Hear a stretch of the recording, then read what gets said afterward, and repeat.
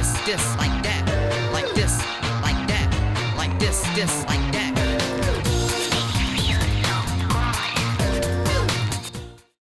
Eh bien, bonjour tout le monde, on se retrouve pour une toute nouvelle vidéo de No Limits 2 et on se retrouve enfin sur une nouvelle map parce que ça fait 3 semaines qu'on a vraiment poncé en long, en large et en travers notre merveilleuse map Eldorado. Enfin, souvenez-vous, si jamais vous n'avez pas vu les épisodes précédents, je vous invite quand même à aller les voir parce que cette map est absolument incroyable. Je le rappelle, c'est des maps de Coasters Galaxy qui permettaient d'avoir des visiteurs dans le parc et là, on parle carrément d'un parc entier avec 5 attractions entièrement modulables, contrôlables, avec des boutons de partout, des portes de partout, des pré-shows de partout, des shows aussi de partout. C'était juste exceptionnel. Donc allez voir cette série de vidéos, ça dure 3 vidéos, à peu près de 20 minutes. Les premières vidéos, je découvre avec vous, en fait, si vous voulez, la merveilleuse map. Et après, si vous voulez, sur la dernière vidéo, donc la partie 3, je montre vraiment tout ce qu'il y a à voir, que j'ai oublié, notamment au niveau des aspects techniques, etc. et des fonctionnalités.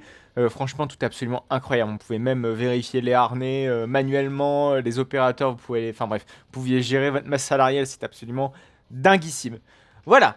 Ça, c'est dit, c'est fait, et on passe désormais à d'autres maps, et oui, on n'aura pas le niveau de Coasters Galaxy pendant un petit moment, hein, le temps qu'ils sortent une nouvelle petite map, en espérant qu'ils, enfin généralement ils arrivent toujours à dépasser, j'ai envie de dire, leur limite, et ça c'est absolument fou, c'est un petit peu les Phantasialand de No Limits 2, c'est super cool. Alors, nous avons en face de nous Infinite, qui a l'air visiblement d'être très inspiré de l'univers de Sonic.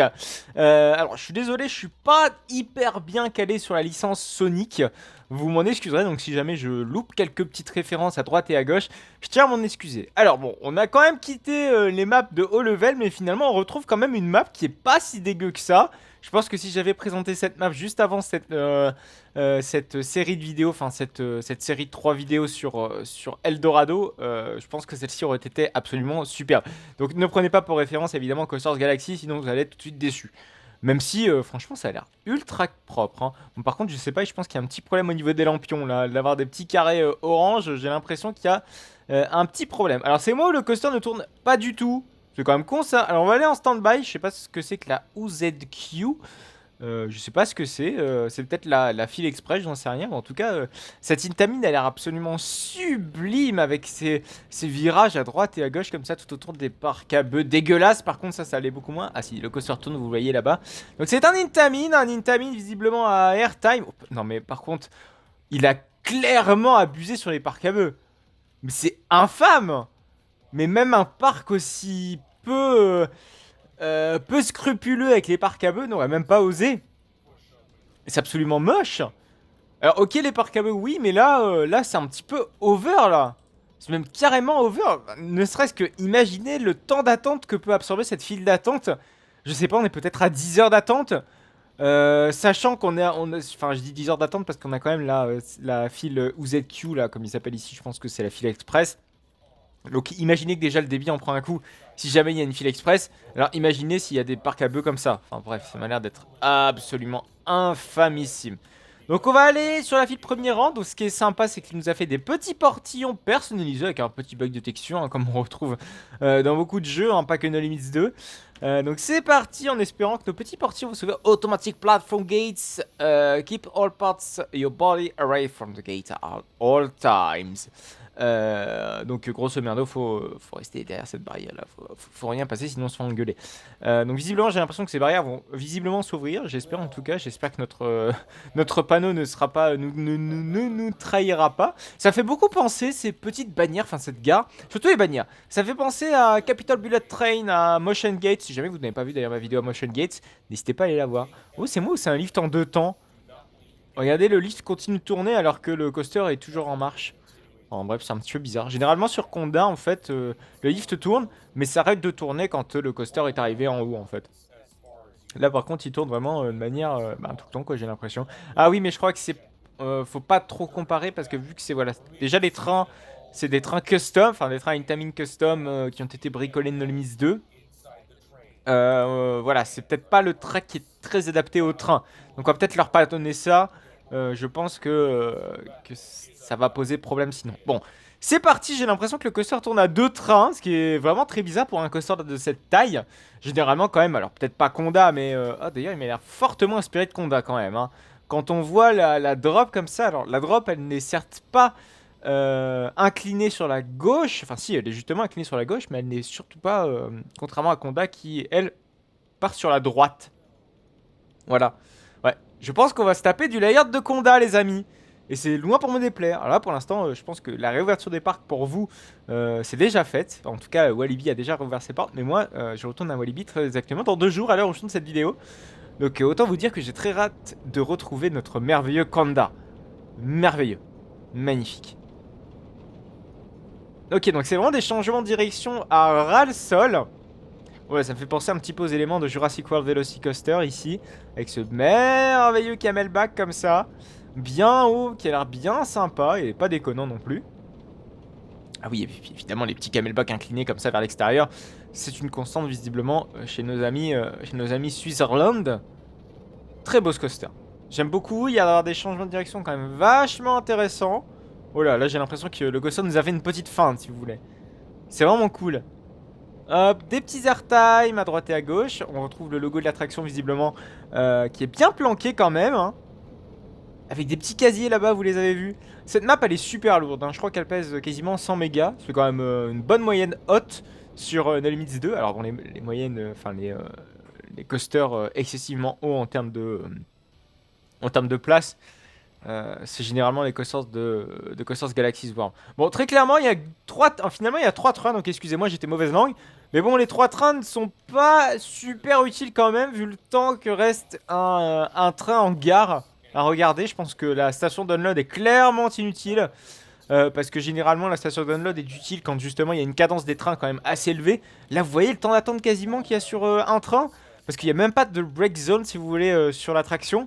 Donc vraiment la station de unload est clairement inutile. Le coaster pourrait très bien tourner à 2 trains sans trop de problèmes et sans avoir de grandes différences de débit entre 3 et 2 trains. Donc là clairement c'est un petit peu un investissement relativement pourri. C'est pas très intelligent tout ça. Les 3 trains sont généralement réfléchis, hein. Bon, à de très rares cas, hein. Je pense notamment à celui de Goodurix, qui a 3 trains, mais qui on a vu sont séparés. D'autres coasters en est l'exemple, même des coasters plus récents, hein, ça en est l'exemple. Mais bref, donc par où on va sortir d'ici? Parce que là, mine de rien, ah oui non, c'est vrai que c'est la station de load ici. Mais je sais pas comment l'opérateur descend de sa cabine, ou je sais pas, il y a bien un opérateur qui vérifie les harnais de ce côté-là, je sais pas. Ah peut-être il passe par cette passerelle-ci. C'est grandement probable. Bon, j'ai l'impression on peut pas modifier, voilà, on peut pas non plus contrôler les petits panneaux. Bon, ça c'est un petit peu dommage. Ah, est-ce que ça s'ouvre automatiquement ces trucs-là? On va voir ça un petit peu. Bon, je pense que oui. Ça m'a l'air d'être quand même synchronisé avec tout ça, mais on va quand même vérifier. Ce serait quand même intéressant de voir si c'est le cas. Hop, il va s'arrêter tranquillement. Et oui, ça c'est beau, ça c'est beau. Par contre, il manquerait peut-être... Ah non, j'allais dire il manquerait peut-être une barrière, mais il y a vraiment un gap énorme entre la station de load et d'unload, mais je pense que voilà, c'est dû à la voie de garage. La voie de garage qui est carrément intégrée comme ça à la station. C'est assez rare pour, qui dirait même peu commun. Si peut-être high speed, mais high speed c'est quand même plus discret. Mais le bâtiment, la structure de l'attraction de la gare de Dunload, Dunload de high speed est commune, si vous voulez. Et on peut apercevoir très très bien quand vous êtes sur les freins, si vous voulez, sur la gauche, le transfer track, enfin le switch track plutôt, avec notamment le merveilleux voie de garage de High Speed. Un très très beau coaster avec des couleurs, ma foi, qui me font vachement penser aux couleurs adoptées par Ferrari Land à Portaventura. Bon, en l'occurrence Red Force, hein, je pense que vous l'aurez deviné. Bon, c'est un truc qui fait plus penser, très clairement, inspiration très Ferrari. Alors, je vois pas pourquoi il y a des casiers ici, il y a peut-être une attraction par ici. Mais c'est bizarre d'avoir les casiers excentrés comme ça. Ça m'a l'air d'être vachement inutile d'avoir mis les casiers là. Alors, ok, il y a des allées peut-être tout autour, ça m'a l'air d'être le cas. Par contre, il fait vachement très sombre. Ouais, ok, il y a des allées à droite et à gauche. Pourquoi? Je n'en sais absolument rien. C'est quoi cette GPX? Ok, il n'y a rien du tout, c'est juste un bâtiment pour faire beau. Si je peux encore appeler ça faire beau. Digomatics, c'est quoi là-dedans? Il n'y a rien du tout. On visite, hein, sait-on jamais, si on rate des trucs, ce serait quand même dommage, hein. Parce que, voilà, quand même, tout travail mérite, non pas salaire, hein, parce que il ne touche aucune rémunération de moi-même, mais tout travail mérite quand même un minimum de visibilité, surtout quand je présente la vidéo, enfin, quand je présente une création, j'aime bien aller jusqu'au bout des choses, même si sur Eldorado, j'ai dû oublier 2-3 trucs, vous me l'avez fait remarquer dans les commentaires, notamment au niveau de l'hôtel, où il y a une chambre d'hôtel qui est quand même fonctionnelle, et ça, c'est super cool. Bref, donc cette création est plutôt cool. Petit problème, voilà, au niveau des débits, je pense que ça aurait dû être mieux calculé. 3 trains, c'est inutile. C'est peut-être un peu trop large au niveau de la station. Vous imaginez, est-ce qu'un parc, honnêtement, ferait aussi long pour une station? y a de quoi économiser, quoi. Enfin, je sais pas. Après, il faut être réaliste. Bon, là, clairement, c'est pas un coaster qui est très réaliste. Alors, il est très réaliste au niveau layout, mais au niveau budget, on est un petit peu dans le fantasme, vous savez. On n'est pas vraiment dans l'économie. Bien qu'un parc est toujours un petit peu, enfin, est toujours un budget énorme. Je pense notamment à Efteling ou à Disneyland Paris. Enfin, c'est peut-être pas le meilleur exemple, mais notamment Efteling. Efteling, c'est le meilleur des exemples quand même. 35 millions d'euros pour un Dark Ride, c'est quand même pas mal. Ne serait-ce que, voilà, Symbolica, c'est un très haut budget. Il y a quand même des petites économies qui ont été faites et puis des choses intelligentes qui ont été faites pour justement économiser de l'argent, pour pouvoir utiliser au mieux l'argent. Et voilà, là, enfin, les parcs, si vous voulez, ont toujours cette optique-ci de dépenser moins d'argent pour une chose équivalente. Et là, on retrouve pas ça. J'ai l'impression vraiment qu'il a dit, ok, ben, je vais faire le coaster, ce qui me plaît, quoi. Voilà. Alors qu'il y a tout de même toujours un raisonnement, une patte, si vous voulez, d'économie à avoir sur une attraction, n'importe quelle attraction, qui est toujours visible de la part d'un parc. Toujours. Ne serait-ce qu'un layout plus compact. Alors, je sais bien, un layout plus compact, voilà, qui ne traîne pas, qui ne va pas beaucoup aussi loin, ou ne serait-ce que la station en fait. La station, c'est ce qui est trop flagrant. Regardez la station énorme. C'est des trains de Conda, les gars. Hein. C'est des trains de Conda avec 3 trains et un layout de Conda. Là, c'est clairement inutile d'avoir 3 trains. Une station d'unload. Vraiment inutile. Ah bref, je vous l'ai déjà assez expliqué. Je pense que pas besoin d'en faire d'en faire tout un plat. Voilà, donc c'est tout pour cette création. On va donc passer à la création suivante de cette vidéo. Et il s'agit de Mamba, qui a l'air très inspiré de Iron Gwazi, et qui a l'air tout aussi inspiré d'ailleurs de Zadra, notamment au niveau de cette structure. Là, c'est clairement du Zadra avec... bon là, certes, on n'a pas un Zero G-Stall comme ça qui tapisse, j'ai envie de dire, le lift de Zadra, mais ça fait clairement penser à ça. Et même à la création de First Drop et puis de Luke, sur le Recreate de First Drop, c'était Big Drop. Voilà, Big Drop qui était un RMC un petit peu avec une structure comme ça à la Zadra, et ça a l'air super intéressant. Alors, qu'est-ce qui a été fait? Donc, il a l'air d'avoir une belle petite zone, une zone qui a l'air agrémentée juste de 2-3 petites boutiques, rien de bien folichon en soi, mais c'est toujours agréable de voir ça. Par contre, le sol n'est clairement pas droit. J'ai l'impression d'être bourré. Non, mais c'est quoi ce sol là? Non, mais oh, comment vous voulez faire des briques pareilles? Comment vous voulez poser des briques pareilles avec un sol aussi biscornu? C'est quand même vachement cocasse, hein. Bon, on va aller voir ce que donne ce magnifique coaster. Alors visiblement, ça m'a l'air d'être quand même vachement inspiré de Iron Gwazi. Ne serait-ce que dans les polices d'écriture. Bon, peut-être pas non plus dans les couleurs principales, etc. Je pense qu'il s'est quand même fait épargner tout ça. Mais ça m'a l'air d'être ultra intéressant. Voilà, avec le beau logo Fastlane à la Cedar Point. Ah oui, avec même une petite pré-drop. Oh, j'ai très envie d'aller le rider là d'un seul coup. Donc c'est parti, on va aller prendre la file normale, mais on va essayer de skipper quand même les gros parcs à bœufs. Putain, ouais, non, c'est des gros parcs à bœufs infâmes. Ok, avec une merveilleuse machine à boisson. Putain, un distributeur de boissons, c'est quand même mieux parce qu'une machine à boisson, faut quand même le faire pour produire de la boisson dans un parc. Faut le faire. Alors j'ai l'impression qu'il y a une file First Row. Non, d'accord, je ferme ma gueule. C'est juste la file Fast Track. Donc c'est parti, on va aller se mettre au premier rang avec de beaux petits portillons qui changent de d'habitude. Avec des portillons, vous savez, en verre. Alors par contre, c'est clairement pas les portillons typés RMC. Hein, parce que généralement, les portillons, si vous voulez, chaque constructeur a ses portillons, très clairement. Et RMC n'a clairement pas des portillons pareils. D'ailleurs, j'ai jamais vu des portillons comme ça en plexiglas, vraiment.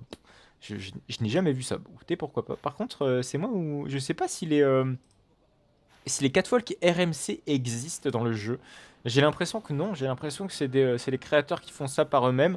Mais moi, quand j'avais construit un RMC, les catwalks, enfin bref, il fallait les faire soi-même, quoi. Il n'existait pas les catwalks. Et ça, c'est clairement dommage. Parce que merde, quoi, les catwalks, c'est quand même important dans le jeu, hein, dans Nice 2. Voilà, super cool, hein, quand même. Ils nous ont toujours fait des catwalks personnalisés, et pour le RMC, j'ai l'impression qu'ils ont fait les choses à moitié. C'est quand même dommage, ça. Parce que le RMC, pour info, c'est un type de coaster qui a été rajouté récemment, No Limits 2, hein, quand même, les développeurs, j'ai l'impression qu'ils ont lâché complètement le jeu. C'est dommage. C'était quelqu'un qui me faisait la remarque dans les commentaires. Je suis vraiment désolé, j'ai perdu ton pseudo. Si jamais c'est le cas, n'hésite pas à me manifester dans les commentaires et à me dire c'est moi qui t'ai fait cette remarque. J'ai pas ignoré ton commentaire. Mais par ailleurs, ouais, justement, c'était très intéressant ce que tu faisais comme remarque. Parce que vraiment, No Limits 2, voilà, il n'y a plus énormément de nouveautés. Et les dernières nouveautés en date, voilà, c'était RMC. On était très content d'ailleurs d'avoir ces RMC. Mais c'est dommage, ça commence à faire un petit peu trop long sans nouveau coaster. Et avant même les RMC, c'était les Infinity Gear Slower. C'est vous dire à quel point. Les Infinity, je crois qu'il y avait un autre type de coaster qui est arrivé en même temps. Mémoire, je ne sais plus. Mais bon, c'est pas bien important. Voilà, donc on a des beaux éléments typiques RMC, là, très petit. Non mais regardez-moi ces airtime, si Iron Gwazi c'est ça. Je me suis vraiment pas trop spoilé sur Iron Gwazi, donc ce sera la pure découverte en vidéo, donc pour vous et puis moi quand je serai sur place et pourquoi pas sur mon compte Instagram. Donc n'hésitez pas à me suivre sur mon compte Instagram, vous aurez ma réaction, j'ai envie de dire, en direct des événements. Ma réaction peut-être pas, mais vous aurez au moins des très belles photos de ce coaster d'Iron Gwazi et de tout Busch Gardens et puis évidemment des autres parcs que je fréquenterai durant mon trip. Bref, pour revenir un petit peu à la création, là j'ai l'impression qu'on a un layout qui est vraiment très long, style Vengeance. C'était pas fait exprès ce double style, je vous avoue, ce style carré j'ai envie de dire, mais merveilleux, j'adore. Ça m'a l'air d'être un excellent coaster. Bon là, très clairement, pas une seule fausse note en termes de layout, hein. J'ai l'impression que c'est vraiment RMC qui nous a conçu ce truc-là. Parfois, c'est vrai que ça peut arriver, voilà, des petites fausses notes en mode ça me gêne. Mais là, pas du tout. C'est fluide. En plus, c'est fluide, j'ai l'impression de pas avoir d'à-coup. En tout cas, j'en ai pas vu du tout. Ça exploite bien la hauteur du coaster. C'est assez varié au niveau des éléments. Il y a des inversions, il y a des stalls, il y a des airtime. C'est vraiment un beau petit bouquet. Que ce soit en hauteur et même à ras du sol à la fin. Ça fait beaucoup penser justement à Steel Vengeance sur ce style-là. Et ça, c'est plutôt cool, on va pas se mentir quand ça enfin, on va pas plutôt s'en plaindre quand ça ressemble à Steel Vengeance quand même. Ce serait dommage. Bon, moi, je ne suis pas... je ne vais pas rider Steel Vengeance, je pense que c'est pas pour tout de suite Steel Vengeance. Mais n'hésitez pas, First Drop va aller faire de mémoire Steel Vengeance dans son trip avec Zubik et puis Valentin de chez Puissance Park. N'hésitez pas à aller les suivre, hein. D'ailleurs, ils vont avoir sans doute pas mal de choses à vous raconter là-dessus. Oui, j'ai l'impression que les petits portillons, là, c'est les mêmes portillons que la dernière fois, souvenez-vous. Alors, c'était il y a 4 épisodes ou 5 épisodes où on pouvait contrôler les portillons, vous savez. Alors, pas au bouton, mais si vous voulez, les portillons de sortie s'ouvraient, je crois, quand le train entrait ou une connerie comme ça, où les harnais s'ouvraient. Enfin, bref. Il y avait un truc comme ça et j'ai l'impression que c'est un pack qui a été vraiment créé spécialement pour ça. Pourquoi pas, écoutez. Et puis, j'ai l'impression que plusieurs créateurs l'ont repris dans leur création pour pouvoir faire ça proprement. Et très clairement, c'est pas une si mauvaise chose hein, de faire des packs comme ça. Bon, le problème, c'est que c'est un petit peu redondant sur certaines de ces créations. Mais quand ça permet un petit peu de faciliter la vie des créateurs, c'est toujours bien. Et oui, le commentaire en question qui disait également que Nolemisé était un petit peu abandonné par ses créateurs, ça se voit d'autant plus par le fait que la communauté crée énormément de fonctionnalités qui, je trouve, ont complètement leur place dans le jeu. Ne serait-ce que les visiteurs avec Coasters Galaxies ou d'autres choses, hein, les petits portillons là qu'on vient de voir de sortie, ça pourrait très bien être implémenté dans le jeu, mais voilà, enfin dans le jeu. C'est vrai que c'est pas nécessairement un jeu. Ce n'est pas qu'un jeu Nolemis 2, faut le rappeler, c'est aussi un logiciel professionnel. Certains constructeurs utilisent à des fins commerciales notre ami Nolemis 2, notamment, je crois, Moror Zoneux, donc le constructeur des X-Car et puis des Motospike, ont utilisé pendant longtemps et je crois utilisent toujours Nolemis 2. Oh, il y a une petite boutique ici. Mais en fait, tu peux l'ouvrir ta boutique. Ok, il y a des portes ici. Et tu peux peut-être. Non, même pas. Tu peux pas. Genre fermer un petit peu ici pour dire à vos visiteurs, ben rentrez uniquement dans la boutique. C'est un petit peu dommage. Enfin, c'est comme ça qu'on va procéder Coasters Galaxy, je pense. Mais bon, ce qui est bien, c'est qu'on peut ouvrir et fermer la boutique. Comme quoi, c'est pas déconnant non plus. Avec la petite salle de poste des employés. Et avec le transfert track. Magnifique transfert track qui est plutôt bien modélisé, je trouve, pour pour de la création normale, j'ai envie de dire. Pour la création de base, c'est plutôt bien fait, je trouve. Cette création est plutôt bien pensée. Regardez, on a voilà, la porte là comme ça qui mène à la salle de poste des employés. C'est plutôt cool. Vraiment, j'aime beaucoup. C'est quoi? Pourquoi il y a sol au milieu? Ah oui, d'accord, ok, c'est la merveilleuse boutique avec les petits photos souvenirs de notre merveilleux Matamba, je crois. Mataba, je sais plus comment il s'appelle celui-ci de coaster. Comment il s'appelle? Merde, il n'y avait pas le nom qui était juste avant là ici de ce coaster? Mamba, voilà. Décidément, j'étais à Fantasyland, mais j'étais pas sur le bon nom très exactement. Voilà, avec un nom très inspiré de Fantasyland, je pense que vous l'avez remarqué. Oh là, par contre, cette drop m'a l'air carrément verticale. Je sais pas si RMC fait de drop verticale comme ça, mais waouh, c'est assez impressionnant quand on voit comme ça de haut l'attraction. Je sais pas si c'est tout à fait vertical à Iron Gwazi. J'ai un petit doute quand même, mais bon, je découvrirai par moi-même le jour J. Voilà, c'est la fin de cette vidéo de No Limits 2. J'étais très heureux de pouvoir vous présenter ces deux merveilleuses créations. La dernière était quand même vachement top, hein, vachement très aboutie, je trouve. Regardez-moi ces merveilleux virages. Bon, par contre, ça t'a coûté une fortune un tel RMC. Mais bon, faisons des folies, je pense, à ce niveau-ci. Bon, c'est pas aussi fou en termes de. Enfin, ça reste quand même plus réaliste, ce coaster-ci, que l'Intamin précédent. Voilà, il n'y a pas une gare complètement démesurée.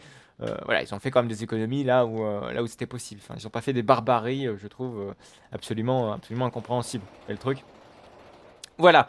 Donc on va se retrouver la semaine prochaine pour du No Limits 2 à 14h. Vous pouvez également me retrouver à 14h le mercredi pour du Roblox et sur Sim Park Tycoon 2.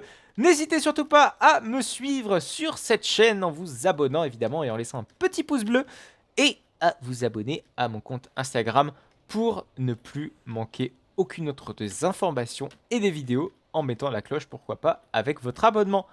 Allez, à plus tard.